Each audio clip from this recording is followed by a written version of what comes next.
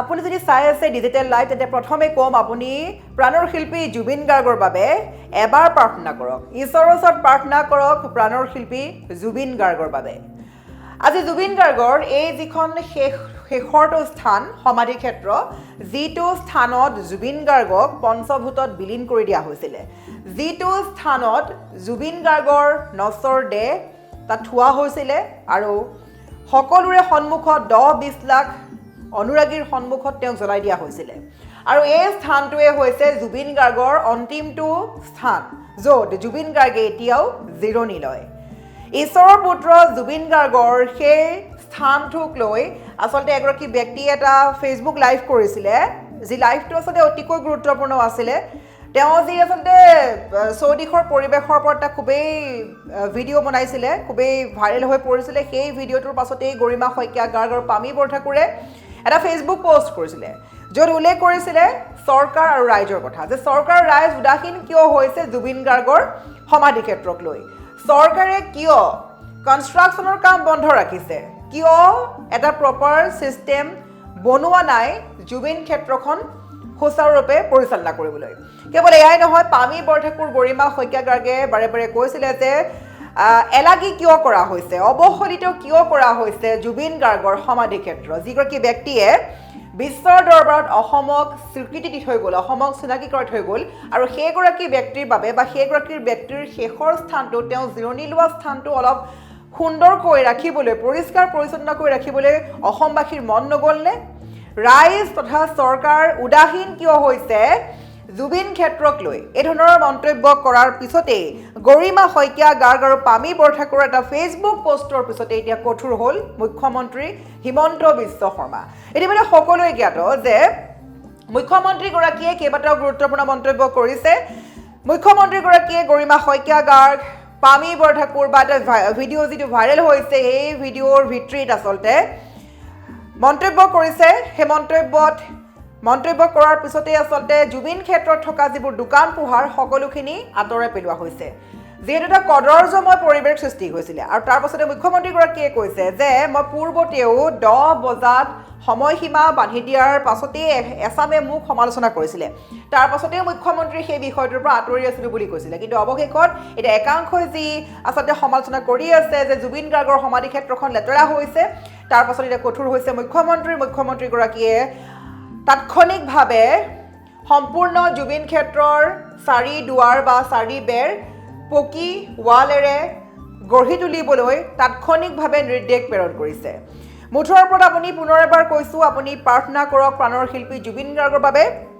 জুবিন গাৰ্গে জিৰণি লোৱা এই টুকুৰা ঠাই যাতে অতি শীঘ্ৰেই এটা খুবেই সুন্দৰ স্থানলৈ পৰিৱৰ্তন হয় কিয়নো এই স্থানটোক সকলোৱে মন্দিৰ বুলি আখ্যা দিয়ে সকলোৱে পূজা কৰে গতিকে এই মন্দিৰ ভাগ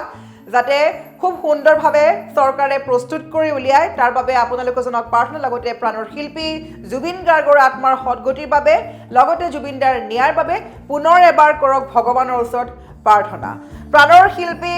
জুবিন গাৰ্গৰ বাবে ডাঙৰ খবৰ লৈ অহা হৈছে জুবিন ক্ষেত্ৰক লৈ মুখ্যমন্ত্ৰী কঠোৰ মন্তব্য জুবিন ক্ষেত্ৰক লৈ মুখ্যমন্ত্ৰী হিমন্ত বিশ্ব শৰ্মাই দিছে গুৰুত্বপূৰ্ণ নিৰ্দেশনা ইতিমধ্যে সকলো জ্ঞাত সোমবাৰৰ দিনটোতেই আচলতে মুখ্যমন্ত্ৰীগৰাকীয়ে এক ডাঙৰ মন্তব্য কৰিছে শীঘ্ৰেই সলনি হ'বলৈ গৈ আছে জুবিন ক্ষেত্ৰৰ দৃশ্যপট শীঘ্ৰেই আঁতৰাইছে জুবিন ক্ষেত্ৰৰ সকলো দোকান পোহাৰ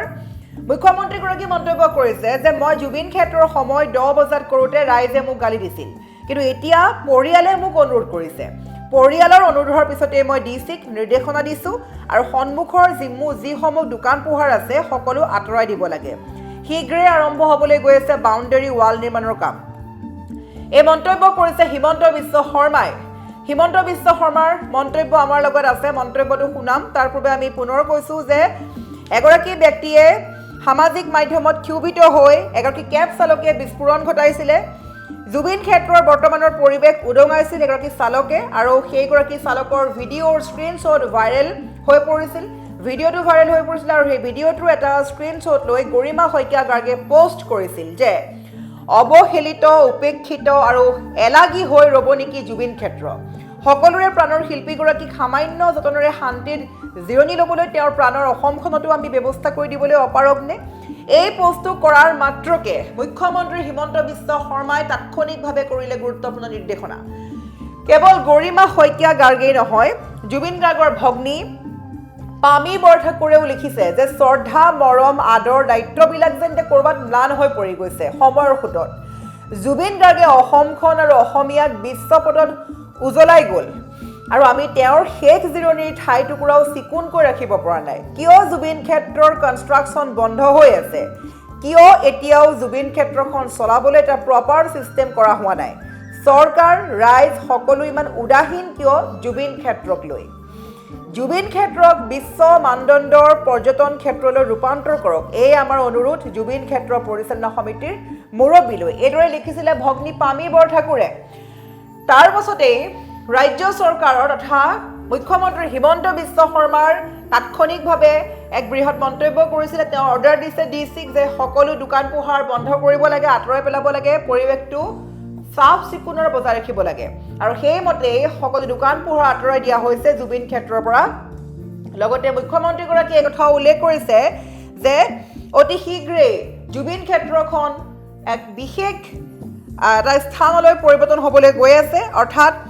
অতি সোনকালেই বাউণ্ডাৰী ৱাল নিৰ্মাণৰ কাম আৰম্ভ হ'বলৈ গৈ আছে অতি শীঘ্ৰেই দৃশ্যৰ পথ সলনি হ'বলৈ গৈ আছে জুবিন ক্ষেত্ৰৰ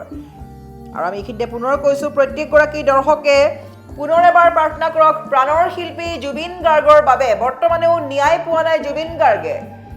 গাৰ্গৰ ন্যায়ৰ বাবে সকলোৱে কৰক প্ৰাৰ্থনা লগতে জুবিন গাৰ্গৰ এই যি টুকুৰা ঠাই শেষ জিৰণি লোৱা ঠাই টুকুৰা যদি অতি সোনকালে সুন্দৰ পৰিষ্কাৰ পৰিচ্ছন্নভাৱে বিশ্বৰ মানদণ্ডত জিলিকি থাকে তাৰ বাবে সকলোৱে প্ৰাৰ্থনা কৰক লগতে প্ৰাণৰ শিল্পী জুবিন গাৰ্গৰ আত্মাৰ সদ্গতিৰ বাবে পুনৰ এবাৰ আপুনি প্ৰাৰ্থনা কৰক ঈশ্বৰৰ ওচৰত যাতে ঈশ্বৰ পুত্ৰ জুবিন গাৰ্গ য'তেই আছে কুশলে থাকক আমি পুনৰ কৈছোঁ জুবিন গাৰ্গক বিচাৰি সকলো হাবাতৰি খাইছিল কিন্তু বৰ্তমান যেন এতিয়া কমি গৈছে অনুৰাগীৰ সংখ্যা এয়া কেনে অনুৰাগী হ'ব পাৰে যদি আপুনি প্ৰকৃত জুবিন গাৰ্গৰ অনুৰাগী তেতিয়া আপুনি কেনেকৈ পাহৰিব পাৰিলে প্ৰাণৰ শিল্পী জুবিন গাৰ্গৰ কথা কিয় এতিয়া জুবিন গাৰ্গৰ সমাধি ক্ষেত্ৰখন এলাগী কৰা হৈছে কিয় ৰাইজ তথা চৰকাৰ উদাসীন হৈ পৰিছে এই ধৰণৰ প্ৰশ্ন উত্থাপিত কৰিছিলে পামী বৰঠাকুৰ গৰিমা শইকীয়া গাৰ্গে আৰু অৱশেষত মুখ্যমন্ত্ৰীয়ে কৰিলে কঠোৰ মন্তব্য জুবিন ক্ষেত্ৰক লৈ আৰু জুবিন ক্ষেত্ৰৰ ওচৰৰ যিমান দোকান পোহাৰ আছিলে সকলোখিনি আঁতৰাই পেলোৱা হৈছে আৰু অতি সোনকালেই পকী ৱাল বাউণ্ডাৰী ৱাল নিৰ্মাণৰ অৰ্ডাৰ দিছে মুখ্যমন্ত্ৰী হিমন্ত বিশ্ব শৰ্মাই আজি মই ডিচিক কৈছোঁ চাফ চুফ কৰিবৰ কাৰণে মই নিজে কৰা নাছিলোঁ কিয় যেতিয়াই কিবা এটা কৰিব খোজোঁ মানুহে গালি গালাজ কৰে যোৱাবাৰো যেতিয়া মই কৈছিলোঁ যে টাইমিংটো 10টা কৰিম মোক গালি গালাজে কৰিলে সেইকাৰণে মই তাৰ পৰা দূৰত আছিলোঁ আজি যিহেতু পৰিয়ালে অনুৰোধ কৰিছে মই আজি কৈছোঁ যে সন্মুখত যিবিলাক দোকান বহিছে সেইবিলাক গুচাই দিব লাগে চাফা কৰিব লাগে বাউণ্ডাৰী ৱাল বনোৱাৰ কাম আৰম্ভ কৰিব নিৰ্বাচনৰ আগতে আজিৰ পৰাই মই কৰিব কৈছোঁ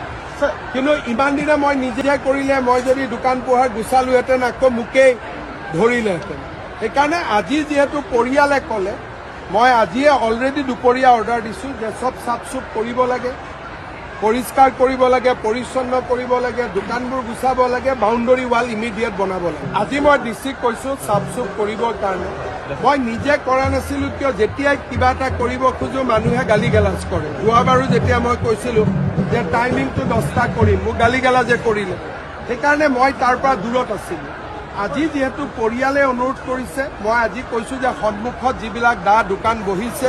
সেইবিলাক গুচাই দিব লাগে চাফা কৰিব লাগে বাউণ্ডাৰী ৱাল বনোৱাৰ কাম আৰম্ভ কৰিব নিৰ্বাচনৰ আগতে আজিৰ পৰাই মই কৰিব কৈছোঁ